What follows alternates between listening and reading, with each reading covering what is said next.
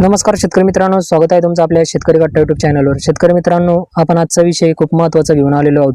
आपण पिकाला खत देतो, पण अनेक वेळा एक चूक करतो। 2 ते 3 खत आपण एकाच टाकीत मिक्स करून ड्रिपमधून सोडून देतो। आपल्याला वाटतं की सगळी खतं पाण्यात विरघळत आहेत, मग एकत्र दिली तर काय फरक पडणार। पण इथेच आपण शेतकरी मित्रांनो खूप मोठी चूक करतो। काही खते एकत्र केली तर गाळ तयार होतो आणि हा गाळ फिल्टरमध्ये किंवा ड्रिपरमध्ये अडकतो। त्यामुळे काय होतं, ड्रिप चोक होऊ शकतो आणि खताचा आपल्याला पाहिजे तेवढा फायदा मिळत नाही। म्हणून आज आपण अगदी सोप्या भाषेत पाहणार आहोत, कोणती खतं आपण एकत्र मिसळू नयेत, कॅल्शियम सोबत काय मिसळू नये, फॉस्फेट आणि सल्फेट म्हणजे काय, ए टँक आणि बी टँक का वापरतात आणि खतं मिसळण्याआधी आपण जार टेस्ट कशी करायची, संपूर्ण माहिती आपण जाणून घेणार आहोत। तुम्ही आपल्या चॅनलवर नवीन असाल तर चॅनलला सबस्क्राईब करून घ्या आणि व्हिडिओ शेवटपर्यंत नक्की पहा। तर शेतकरी मित्रांनो, आता कंपॅबिलिटी म्हणजे काय, तर 2 खतं एकत्र मिसळल्यानंतर ती सुरक्षितपणे एकत्र राहतात का हे तपासणं म्हणजे कंपॅबिलिटी। आता सोपं उदाहरण आपण पाहूयात। आपण 2 पदार्थ एकत्र केले आणि ते व्यवस्थित मिसळले तर ठीक, पण 2 पदार्थ एकत्र केल्यानंतर लगेच गोठ्या तयार झाल्या किंवा त्याचा जर गाळ तयार झाला तर ते मिश्रण योग्य नाही। खतामध्येही असंच आहे।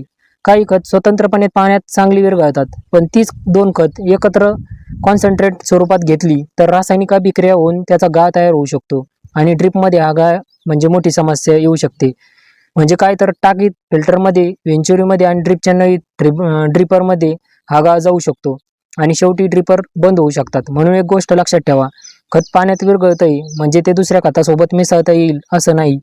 आता सर्वात महत्त्वाचा नियम, आता शेतकरी मित्रांनो, सर्वात महत्त्वाचं म्हणजे कॅल्शियम असलेलं खत काळजीपूर्वक वापरायचं आहे। विशेष तर कॅल्शियम नायट्रेट याचं 2 गोष्टी सोबत मिश्रण टाळायचं। एक म्हणजे कॅल्शियम प्लस सल्फेट सोबत आणि कॅल्शियम प्लस फॉस्फेट खतासोबत। आता हे 2 नियम लक्षात ठेवले तर अर्धी समस्या आपली इथंच संपती। आता कॅल्शियम प्लस सल्फेट का नको, आता आपण उदाहरण जाणून घेऊयात। कॅल्शियम नायट्रेट आणि दुसरं खत म्हणजे मॅग्नेशियम सल्फेट। आता दोन्ही खत एकाच कॉन्सन्ट्रेट टाकीत घेतली तर कॅल्शियम आणि सल्फेट याच्यामुळे कमी विद्राव्य पदार्थ तयार होऊन गाळ पडण्याचा धोका जास्त असतो।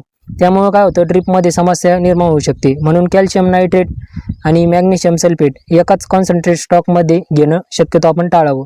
आता तसंच आपण कॅल्शियम नायट्रेट आणि पोटॅशियम सल्फेट हे एकत्र घेण्यापूर्वी याची कंपॅबिलिटी टेस्ट करून घ्यावी आणि त्यानंतर कॅल्शियम नायट्रेट आणि झिंक सल्फेट हे आपण एकाच कॉन्सन्ट्रेट टाकीत मिसळणं टाळणं योग्य आहे। म्हणून शेतकऱ्यांनी एक साधा नियम लक्षात ठेवा, कॅल्शियम दिसलं की त्यासोबत आपण सल्फेट मिसळू नये।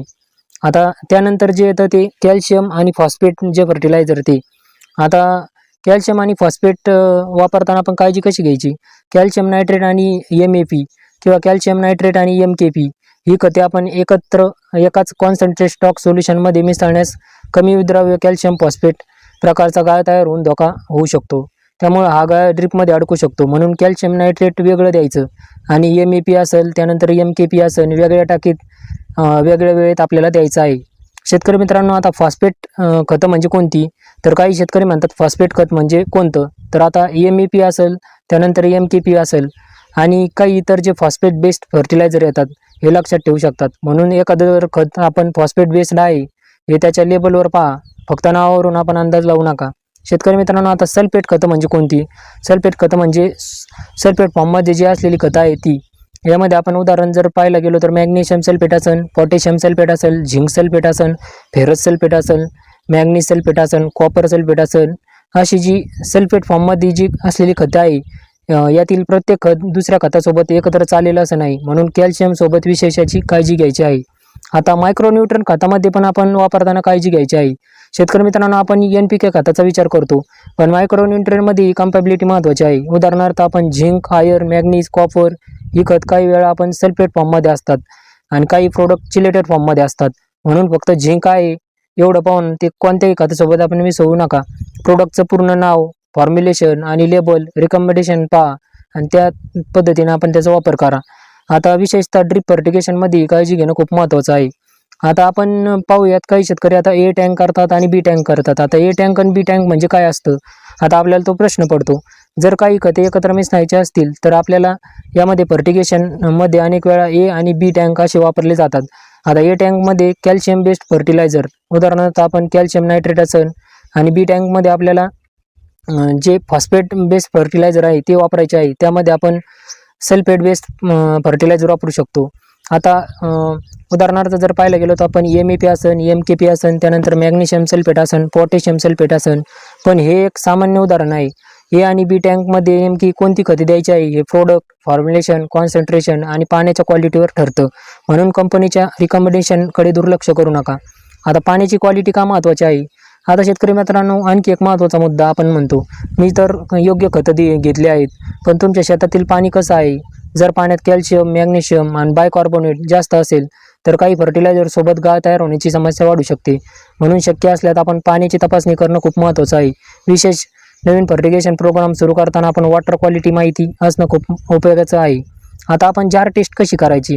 आता सर्वात महत्त्वाची आणि इम्पॉर्टंट गोष्ट म्हणजे तुम्हाला जर 2 खतं एकत्र द्यायची आहेत आणि तुम्हाला जर त्याबद्दल शंका असेल तर दोन्ही खतं आपण थेट एकत्र मिसळू नका. पहिले काय करा, जार टेस्ट करा. एक स्वच्छ बाटली घ्या. त्यात तुमच्या शेतातील सिंचनाचं जे पाणी आहे त्यामध्ये विहीर असन, बोर असन, कॅनल असन त्याचं पाणी घ्या. प्रत्यक्ष वापरणार असलेल्या प्रमाणाच्या तुलनेत छोट्या प्रमाणात दोन्ही खतं मिक्स करा आणि बाटली हलवा. आता निरीक्षण करा, जर गाळ तयार झाला किंवा कण खाली बसले आणि पाणी अचानक दुधासारखं झालं किंवा गुठळ्या जर तयार झाल्या तर त्या कॉम्बिनेशनला मोठ्या टाकीत वापरण्याआधी थांबा आणि प्रोडक्ट स्पेसिफिक कॉम्पॅबिलिटी तपासा. पण एक महत्त्वाची गोष्ट म्हणजे काय, जर जार टेस्ट हा उपयोगी प्राथमिक टेस्ट आहे, तो प्रत्येक परिस्थितीमध्ये 100% आपल्याला हमी देत नाही. म्हणून लेबल रिकमेंडेशन आणि मॅन्युफॅक्चरर कॉम्पॅबिलिटी देखील तपासा. शेतकरी मित्रांनो, तुम्हाला जर आजचा व्हिडिओमध्ये सर्वात महत्त्वाचं म्हणजे तुम्ही जे 5 नियम आहे ते लक्षात ठेवा. एक म्हणजे कॅल्शियम आणि सल्फेट एकाच कॉन्सन्ट्रेट टाकीत घेऊ नका. दुसरा नियम म्हणजे कॅल्शियम प्लस फॉस्फेट जे खत आहेत ते एकाच कॉन्सन्ट्रेट टाकीमध्ये घेऊ नका.